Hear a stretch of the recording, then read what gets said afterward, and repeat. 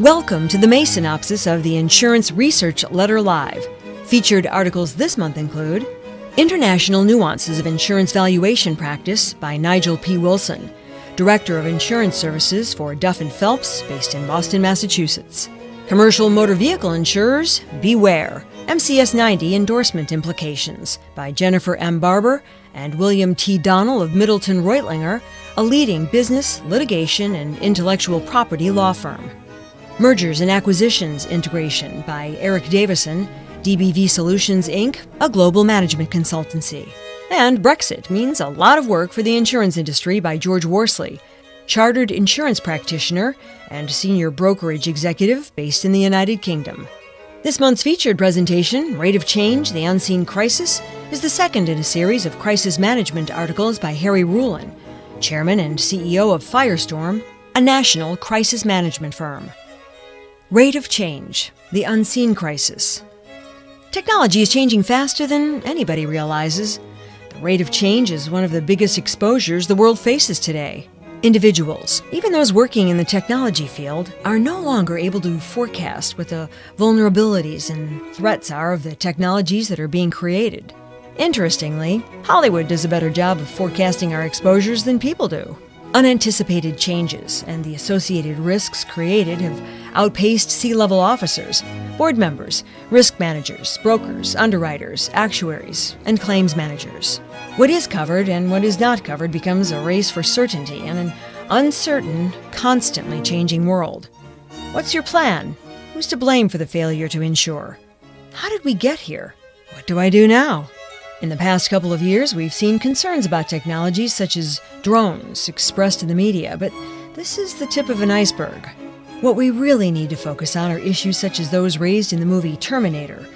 We're now at the point where computers are starting to self-program. Artificial intelligence has already reached the point where a human communicating with a computer on the phone will not be able to differentiate whether they are talking to flesh or a machine. Daily, we hear talk on television of smart cars. Already, there are many cars in the market which automatically brake if the driver fails to notice a hazard. Fully automated cars are already a reality. There is significant discussion about the decisions that the car will make in life or death situations. Technology is evolving at an ever-increasing rate. Disassociated technologies are now being combined to create ideas that were never conceived of nor anticipated. What happens if we combine a self-programming computer with a defense-oriented computer? What happens if our automated car is faced with a choice of running over a dog or hitting a tree? When email first came out, we all made mistakes. Sometimes they were funny, sometimes not so much. Occasionally, hitting reply all resulted in everyone seeing a picture from the corporate picnic that was just a little embarrassing. Sometimes it meant people being fired. In today's world, technologies like texting have evolved from a very convenient way to communicate into a way that inappropriate pictures are circulated by students, and sexual predators can manipulate our children. The millennials, the new generation, have grown up with technology. Technology is an extension of who they are and what they do. They're rarely without their smartphone, and every device, including their car, their TV, their computer, their household appliances, and everything else is web-enabled. The opportunity for any one of these things to create a crisis is real and significant. In today's web-enabled world, there are so many crises that never existed in the past. The ability of talented individuals to steal personal information is overwhelming. The scary possibility that someone could take over control of your moving vehicle is very real. The probability that an unmanned vehicle could be used to deliver an explosive device is extremely high. The likelihood that some rogue country or organization will use technology in a way which is cataclysmic is very high. The rate at which the world is changing is the biggest threat to human survival. Yes, technology is giving us the ability to solve many of the problems and mysteries that have plagued civilization for centuries. Many diseases will be cured in the near future due to the mapping of the human genome. The ability of computers to crunch incredible amounts of information has enabled researchers to vanquish certain diseases, with many more set to go in the near future. Similarly, however, the same tools can be used for significant harm. In the same way that researchers are looking to do good things, there are those out there designing bacteria, viruses, and even complex living organisms that represent a true danger to the human race. In the past, technology changed slowly. The threats that were created evolved over time periods that were manageable. This is no longer the case. Exposures that did not exist yesterday are fully operational tomorrow. Technologies which cost millions cannot be purchased at Best Buy. It was not long ago that nuclear proliferation was the biggest worry in the world. That concept pales by comparison with some of the exposures which are now developing around the world. Risk management, insurance, actuarial science, and many other pursuits draw information and reference from the past in order to predict the future. Unfortunately, the rate of change has made it such that the information from yesterday may be useless in predicting what is coming tomorrow. One thing is sure, the crises on the horizon are very different than anything we have experienced before. We can prepare for them by recognizing crisis as a peril. By being prepared for crisis itself, we can start developing the culture necessary to respond effectively. There's no way anyone can know what the next catastrophe looks like, but we can prepare. The ability of any individual to record and publish information on the internet has further changed the world forever. Brands that took decades or centuries to build can be destroyed in 140 characters. Brands that did not exist yesterday can go viral and be household names tomorrow. In the beginning, computers were time savers. They did work more rapidly than the human could. Recently, however, we have crossed the threshold, and very few people realize it. The computing power and storage capability of computers have now gotten to the point where the change in capability happens so rapidly that what was true yesterday may no longer be true tomorrow. How did we get here? On March 10, 1876, Alexander Graham Bell uttered several words which changed the way humans communicated forever. He said, quote, "Watson, come here. I want to see you," unquote. As everyone knows, Mr. Bell said those words over the first telephone. While the invention of the telephone was a monumental accomplishment, from a technology perspective, what Ray Tomlinson did in 1971 changed the world as we know it forever. In 1971, Mr. Tomlinson sent QWERTYUIOP, or something along those lines, in the first email.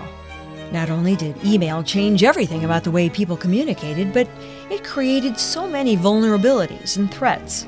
Prior to email, the fax machine was a slow but reliable way to transmit fairly small numbers of documents.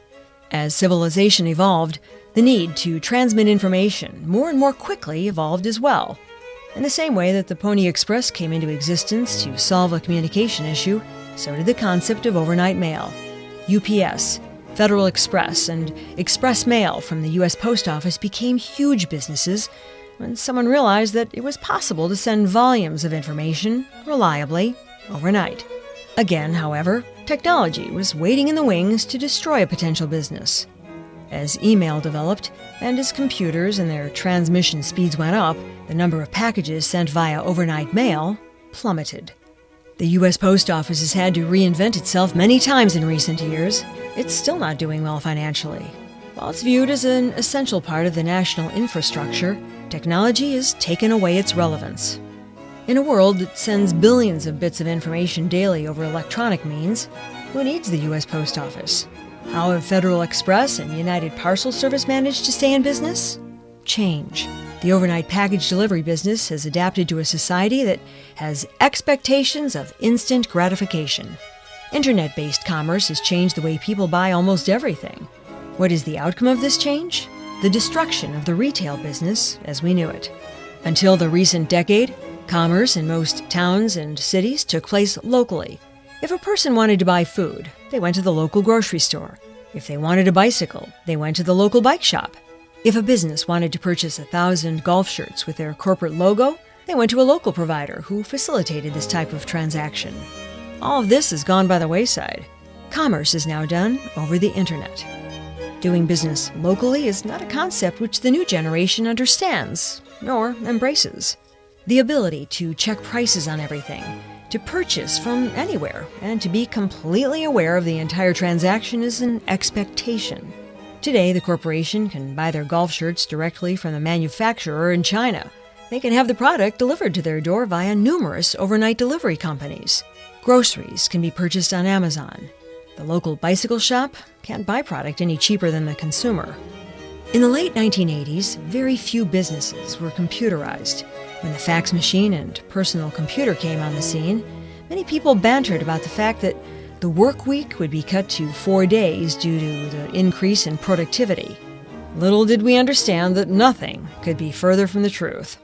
Technology caused such a tremendous increase in productivity that the workload increased exponentially.